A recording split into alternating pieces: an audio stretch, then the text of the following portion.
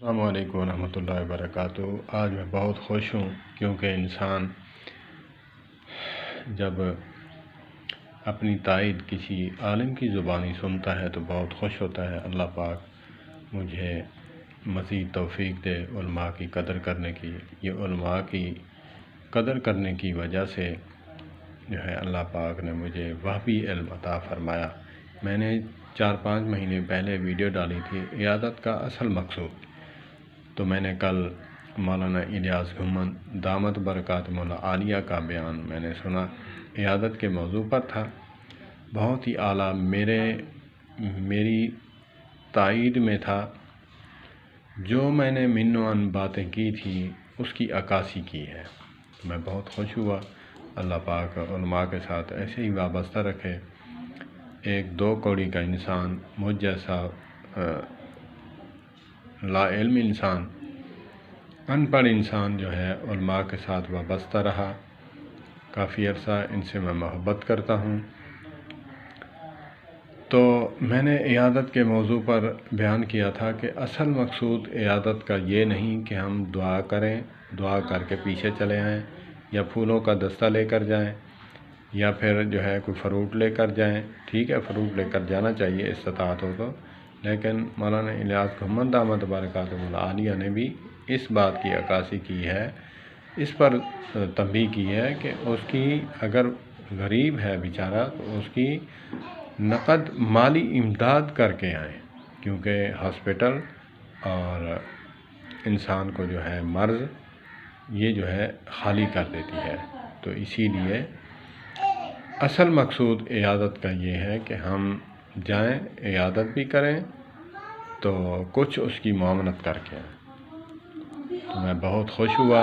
اللہ پاک علماء کرام کو جزائے خیر عطا فرمائے۔ ایک مجھ جیسا ناچیز انسان جب علماء کے ساتھ اٹیچ رہے تو اللہ پاک اس کو کیسا وہبی علم عطا فرماتے ہیں کہ وہ کسی کتاب میں نہیں ہوتا، نہ میں نے کسی کتاب میں پڑھا یہ بات۔ یہ جب میں نے مولانا کی زبانی سنا تو مجھے بہت خوشی ہوئی، بہت دل خوش ہوا کہ اللہ پاک مجھے مزید علماء کا ادب کرنے کی توفیق عطا فرمائے۔ با ادب با نصیب، بے ادب بے نصیب۔ میں قسم اٹھا کر کہوں تو بجا ہوگا، بے جا نہ ہوگا۔ علماء کا ادب انسان کو جو ہے کہاں سے کہاں تک پہنچا دیتا ہے، اور علماء کا بے ادب انسان اللہ پاک معاف فرمائے، وہ کہاں سے کہاں نیچے تک چلا جاتا ہے۔ اللہ پاک علماء کرام کی زندگیاں لمبی فرمائے اور مدارس کو شاد و آباد رکھے، نظر بد سے بچائے۔ اللہ پاک مجھے بھی عمل کی توفیق عطا فرمائے۔ اور میں نے آج عبدالحبیب عطاری صاحب کا میں نے بیان سنا، بہت مزہ آیا۔ اس میں انہوں نے کہا کہ ہم میلاد پر 12 ربیع الاول کو ہم اس میلاد پر ہم ایسے بننا چاہتے ہیں جیسے آقا کریم علیہ الصلوۃ والسلام کو پسند ہے، ہم کاروبار ایسا کریں گے۔ یعنی مقصد ان کا کہنا تھا کہ ہم سنتوں پر اپنے کردار سے ثابت کریں گے کہ ہم آقا کریم علیہ الصلوۃ والسلام کے امتی ہیں، میلاد منانے والے ہیں۔ بہت اچھی بات کی انہوں نے، میں بہت خوش ہوا۔